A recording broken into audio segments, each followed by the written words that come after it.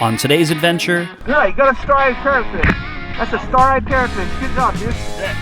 the crew is headed back to Hawaii to visit River. It's just nice to be able to get them out in the ocean and share what we have in Hawaii to offer. And learn more about living off the land by exploring and spearfishing off the coast. These are perfect. These are some good eating right here.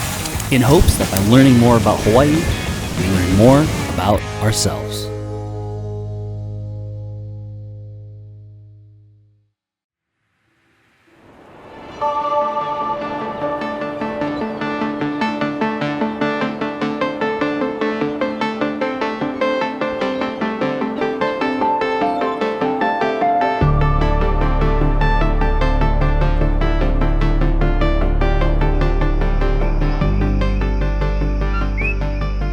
Ryan and Tony are coming back for a visit. I'm really excited about it because every time that they come, I get to bring them in a little deeper into the level of Hawaii and teaching them about the ways that we have here. And so this time I'm really excited to teach them a little about Malama.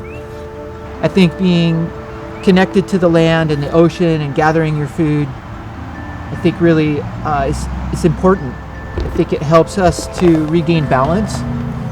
And I think it's when we find our balance that we're really able to find our potential. Well, arriving back in Hawaii was amazing. Just getting off the plane and even just seeing the island approaching. Yeah, when I left the plane, I really just wanted to hit the ground running. Yeah, yo! Welcome to the island! Oh, brother. Come here, man. How's that, boy? It's so good to see you. I mean, Hawaii is such a very special place to me, and it holds a very special place in my heart. And to be back out here on the islands, ready to start this week, I was so very excited. Wanted to hit the ground running, fishing, and yeah, just experience the island to the fullest. And it's my second time now here on Hawaii on the Big Island. And yeah, I was super excited to be back and to get the week started. We wanted to get into the water as soon as possible, but we knew we had one issue for that week. There was a hurricane spinning right off the coast that we didn't really know when we booked our flights here. Like, I just need a wetsuit, my fins, my goggles, and that's it, right? That's it. Oh, my gloves. Of course, last summer we didn't have one hurricane. This summer I've got 3 of them looking like winding up off the coast here. So we just need to stop and get some gas and then put this boat in the water. It's a little bit windy, so I'm just, my only concern is just, you know, I don't want to get us out there and get us all beat too hard, but we know it's clear over here. So we know we have one zone for sure. Got it. And I'm hoping we can get up the coast a little bit. There's some really beautiful structure underwater. Oh, I love that. I know a couple places that I've just kind of been looking for and waiting to bring you guys to them. You know, water visibility, clarity changes within hours, and so you never really know what you're getting, especially with the hurricane kind of coming in. Oh, I'm so glad you guys came to Hawaii. Come back for the visits. Yoo-hoo! Ready to go get some fish? Let's do this. So we got the boat all ready and, you know, got her down to the dock. And as we're driving, I'm looking and I'm thinking, yeah, it's really not looking that great. There are a couple spots that you know that might be a little bit more protected from the swell. No, we're just... I don't know, man. There's wind on it. It's going to be rough out there, boys.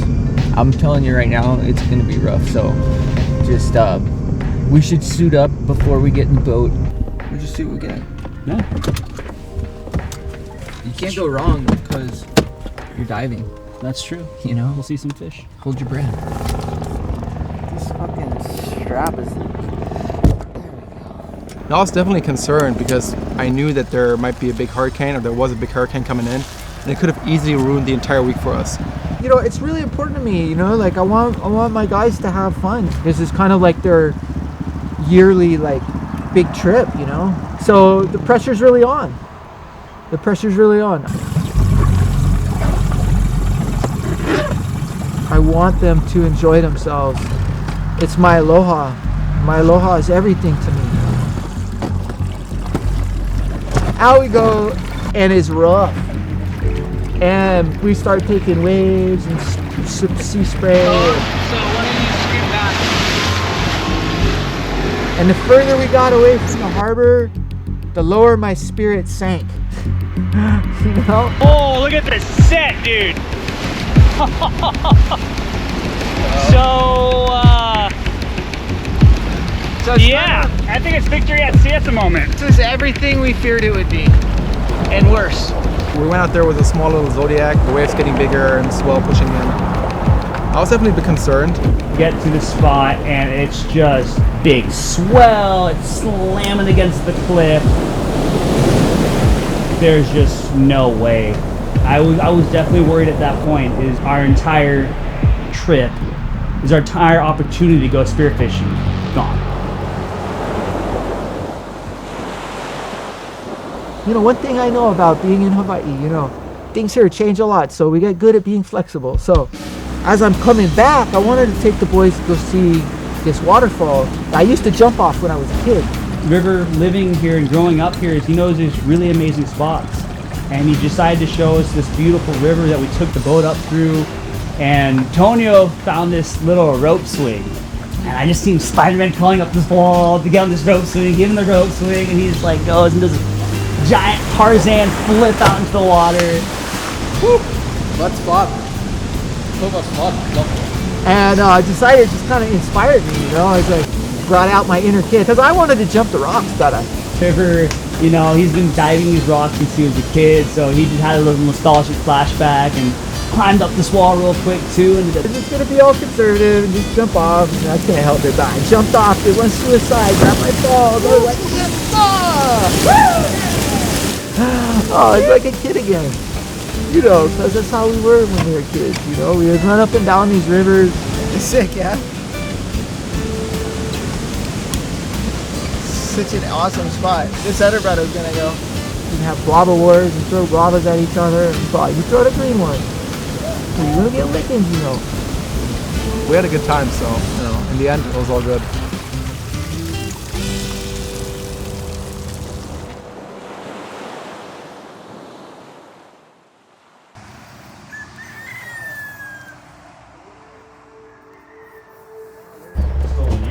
Oh no, it's not that we just get morning sickness. That's normal. It's gonna lay down. There's still a little groundswell. oh, there's still a little. There's still a little swell. Did you see the video? No. I sent you a time lapse. So I went down, I looked at the conditions, and this hurricane's really messed up our ocean here with all the wind and the waves. So what that does is that it stirs up all the sediment off the bottom and makes it murky. So after we didn't get anything yesterday because the swell and the current messed up the entire visibility, I think all this side of this island was completely murky. So yeah, we don't know if it's cleared up overnight, but at least we're gonna take a look, and hopefully we'll get some dinner tonight. That'd be nice, and spear some fish. Yeah, no, I mean we had a great time. It was fun, and I was happy that we went. But for sure, I mean we came here to spearfish. Okay, so she's garaged for today, but we'll be having her out tomorrow. We'll take her out tomorrow, the next couple days. I know some sick waterfalls and I know some places I really want to take you to, and Hamakua is coming down. So today we're just going to kick off the beach and see what we can find. If it's a little murky, no big deal. I've been surfing at Honolulu since I was a little kid. The place has so much meaning to me. Got a little rain last night. We get a lot of times when it cools down here, it's so humid that it just creates rain. So at night when it cools down, then a lot of times we get rain. So we get a little bit of rain, but then you wake up in the morning and it's sunny. That's how I know I live in paradise. The heart of my community, it's really kind of the center of my being. And so I think gathering my food there, I have a really close relationship with the reef there. Not just for fun and for meditation, but also because it feeds me. So I feel like, Honolulu feeds my soul and my body. I feel like I belong to Honolulu, and I promise my body to Honolulu, and to the Big Island, and to Hawaii, and to the Aina here. My body will be buried in this dirt, in this soil, so that I can go back to what was made me. Really excited right now. It looks like we might be getting lucky with the visibility here. So just getting ready to hop in the water, try to shoot some fish. Doing good. Excited to go in the water for the first time this trip. Nice. Just wait for River to get ready, then let's head out. First getting out in the water, it's not perfect. I mean, we still got a little bit of swell, it's surgy, the water's green, but you can see down at the bottom, and the most important thing is you can see fish around us. A kumu in Hawaii is a master, it's a wise person, it's a teacher. I have a kumu that I go see at the vet center, and he's a Vietnam veteran. Because I was so tormented by PTSD and my nightmares and carrying all this pain that I had to hold on to.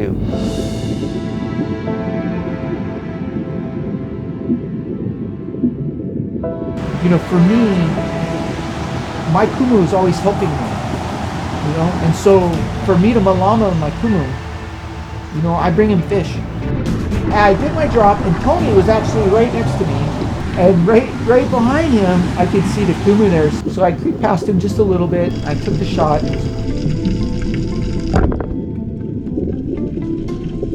Perfect. I stoned it.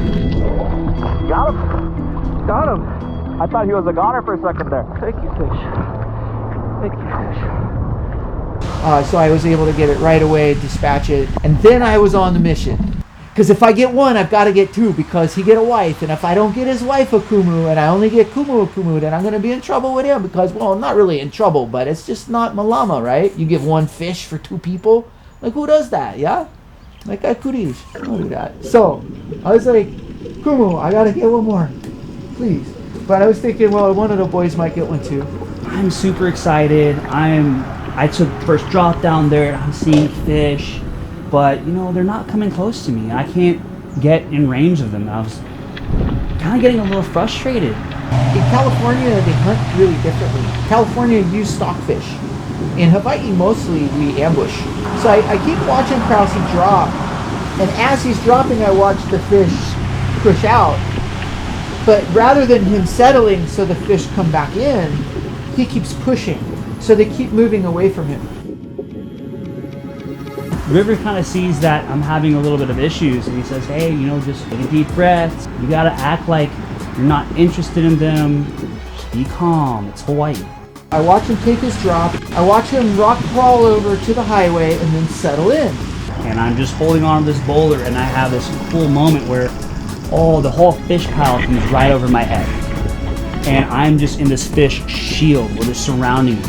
And been down there for a moment, and I was like, all right, I'm gonna take a peek now, and I look, I see this kala.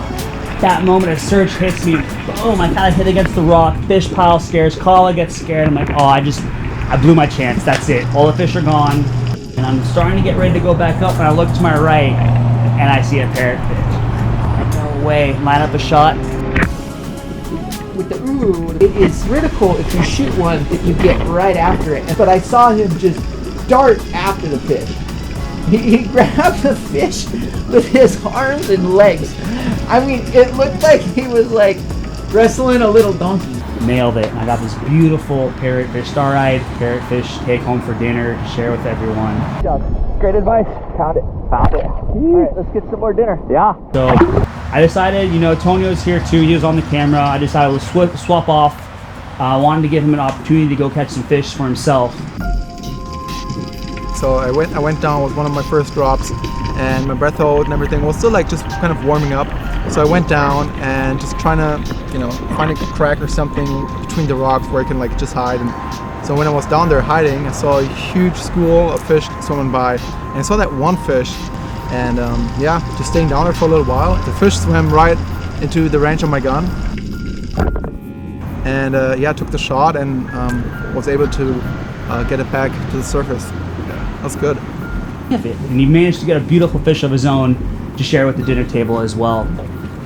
But I'm messing around with this camera, and I'm at the surface looking down, and I see this piece of coral like move. I'm like, that was weird. Like, I know it's murky, but I know I just saw that piece of coral like shift, like it changed shape. So I dove down, and it was an octopus, it's a Tako, and it kind of sees me, it goes into this hole. And I'm holding this camera, and I'm like, Tonio, where's Tonio? Tonio! All of a sudden Ryan was like, yo, Tonio, come here. So I came, and he saw an octopus down there. So we swap off, we go down there, and I have some experience catching octopus back in California, but I know it's a little bit different on Hawaii, and this is my first time ever going for it. So I go in there, try to sickle it out, grab some of my gun, I grab it, and go to the surface. And, you know, got my first octopus. Because I'm made from this soil, from the animals and the food that I collect here is what makes me. And Honoli'i is my center, it's my core. So to be able to share that with the boys that's the best, because it's like getting to show your heart and being able to share your heart with your best friends. I mean, there's nothing better than that, yeah?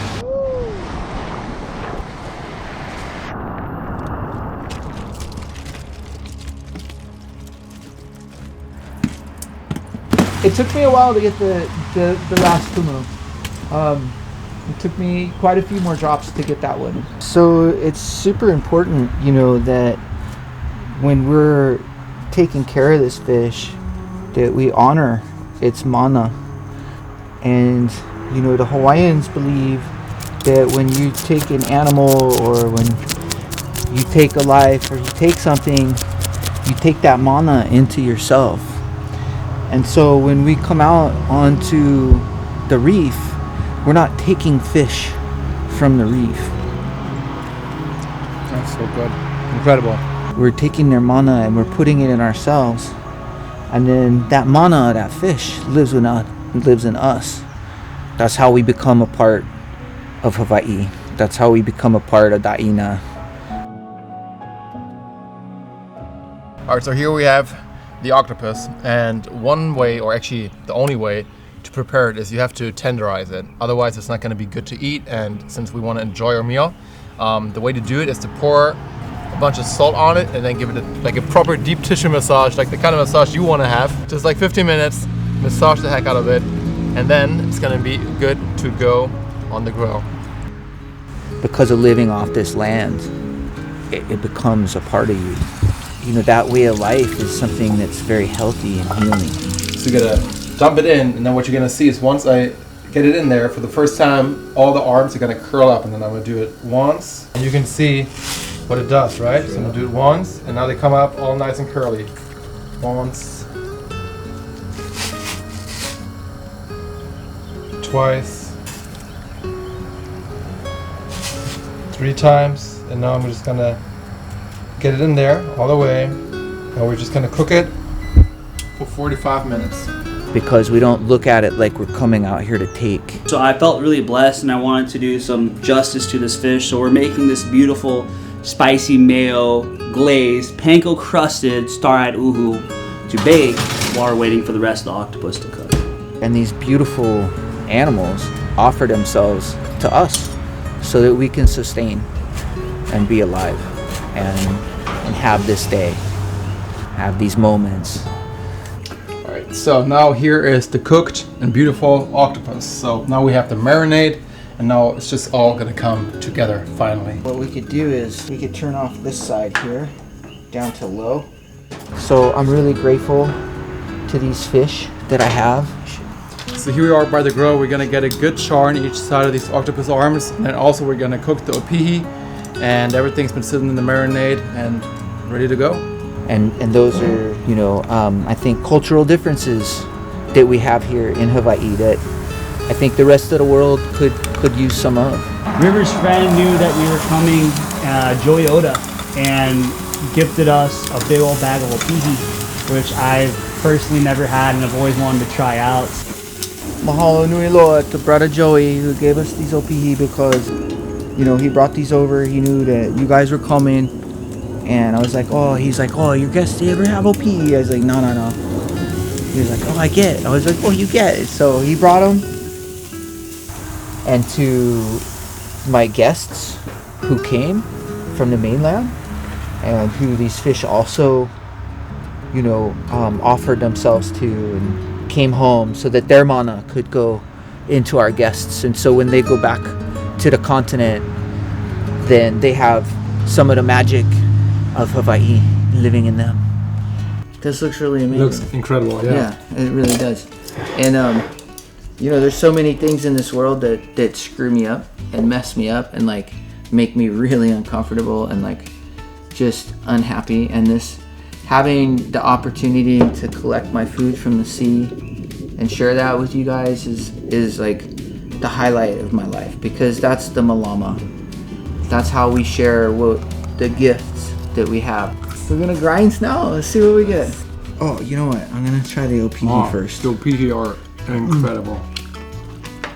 Oh, that's like Joey. My brother Joey brought me these OPE. He was like, Rib, you ever have OPE? I was like, no.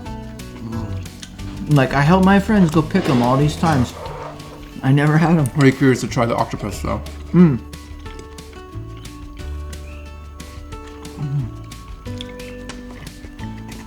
Oh wow.